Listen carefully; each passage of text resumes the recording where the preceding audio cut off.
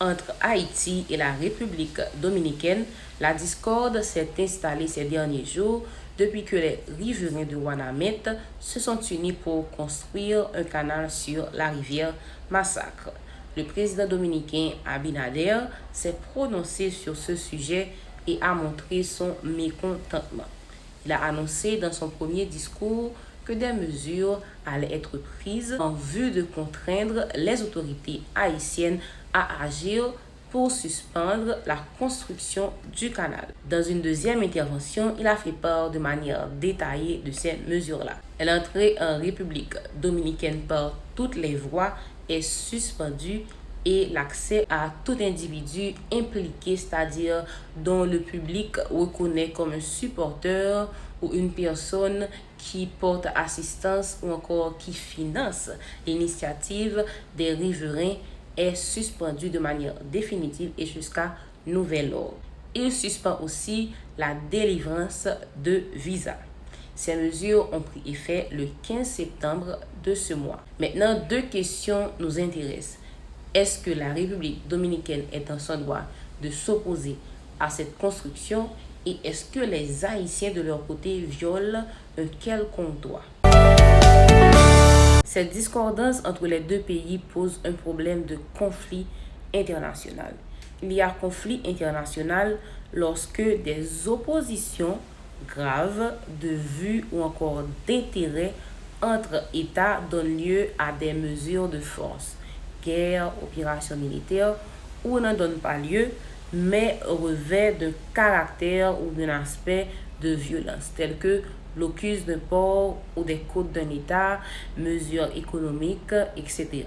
Avant de répondre aux questions qu'on s'est posées au début, parlons brièvement de la rivière Massacre pour nous situer.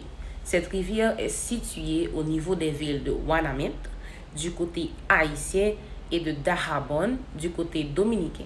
Elle a joué un rôle important dans l'histoire et la géographie de la région. Elle tire sa source dans les montagnes de la cordillère centrale de la République dominicaine, une chaîne de montagnes qui traverse le centre du pays.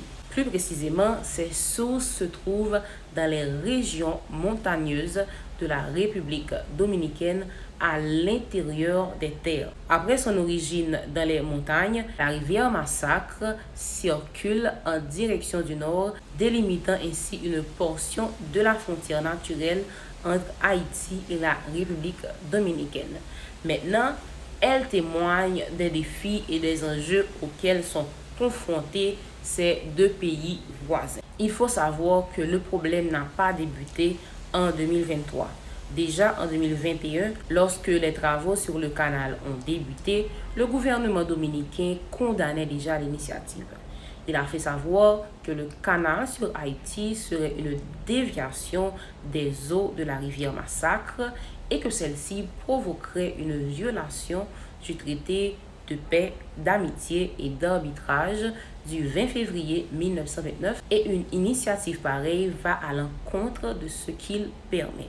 Si on se réfère au traité suscité, il est dit à l'article 10 qu'en raison de la naissance des rivières et d'autres cours d'eau sur le territoire des deux États qui traversent l'un ou l'autre, les deux parties contraignantes s'engagent à ne faire ni consentir aucun ouvrage susceptible soit de changer le cours naturel des eaux, soit d'altérer le débit de leurs sources. Il est dit que cela ne doit en aucun cas priver l'un ou l'autre des parties du droit d'user de manière juste, équitable et dans les limites de leurs territoires respectifs des dites rivières et d'autres cours d'eau pour l'arrosage des terres et d'autres fins agricoles et industrielles. Maintenant, pour répondre aux questions posées au début, il faut vous demander comment sont délimitées les frontières entre Haïti et la République dominicaine.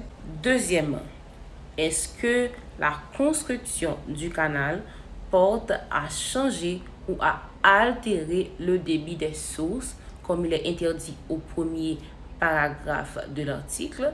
Troisièmement, est-ce que l'initiative des riverains, donc la construction du canal, ne respecte pas la deuxième partie de l'article, à savoir si la création du canal n'est pas pour un usage juste, équitable et ne reste pas dans les limites de leur territoire pour l'arrosage des terres et d'autres fins agricoles. Le Premier ministre, chef du gouvernement, Ariel Henry, dans son discours au débat généraux des Nations Unies, qualifie la situation de malaise inutile et soutient que les Haïtiens sont toujours pour un partage équitable des ressources communes. Il réaffirme la souveraineté du peuple haïtien d'utiliser les ressources hydriques binationales comme le fait la République dominicaine et revendique une répartition équitable des eaux de la rivière Massacre. Il invite au dialogue et à la négociation pour régler de manière pacifique le différend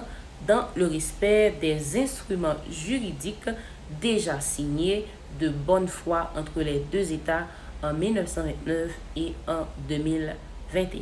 Maintenant, après tout ce que vous venez d'entendre, il vous revient de répondre aux deux questions posées au tout début. Est-ce que la République dominicaine est dans son droit d'interdire la construction du canal? Deuxièmement, est-ce que les Haïtiens, donc les riverains de Ouanaminthe, violent un quelconque droit en construisant le canal sur la rivière Massacre? Wait, you want some more?